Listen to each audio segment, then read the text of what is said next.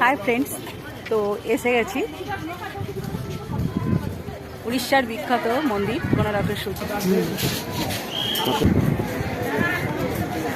এই যে আমরা গাইড নিয়েছি। একটু সাইডে দাঁড়াও, বাবু একটু দয়া করে শুনো। ये जो जगह आपने देखते এসেছে জায়গাটার নাম থাকলে কোণার্ক। 50 কমপ্লিট হয়েছে, 12 বর্ষ। ইয়া ভিতরে আমি দেখাবো আপনাকে 4টে মন্দির। এটা ফার্স্ট মন্দির, ওটাকে বলে নাট মন্দির। এখানে 128 রকম নাচের মূর্তি রয়েছে। ইয়া পরে যেটা বড় মন্দির ওটাকে বলে প্রার্থনা মন্দির। প্রার্থনা মন্দিরের পিছন থাকলে সূর্য মন্দির। সূর্য মন্দিরের পিছন থাকলে সূর্যের বউ ছায়া দেবীর মন্দির।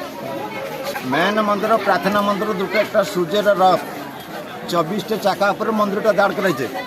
12 আপনি ওড়িশার যত হিন্দু মন্দির দেখলে ইয়ে মুখ্য দ্বার সামনে হাতি দেখবে, নাই তো সিংহ দেখবে।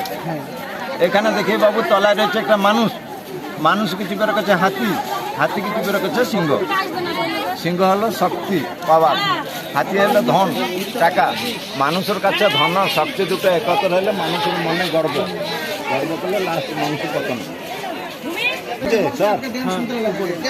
স্যার উপরটা ভাঙানো হয়েছে, ছিল ছাদ ছিল। कथकली ये मन्नपुरी सब इसमें ग्रहण है। आज के डेट में देखो ये ऊपर वाला संध्या बाबू ये जो प्रार्थना মানুষটা মাকে ভালো করে মানুষের পতন হয়ে যায়, একটা কথাই বলে।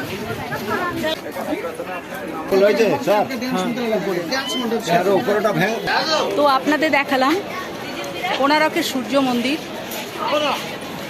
তো চলুন, আর এই কোণার্কের সূর্য মন্দির যদি আপনাদের ভালো থাকে তাহলে লাইক, কমেন্ট, সাবস্ক্রাইব করুন।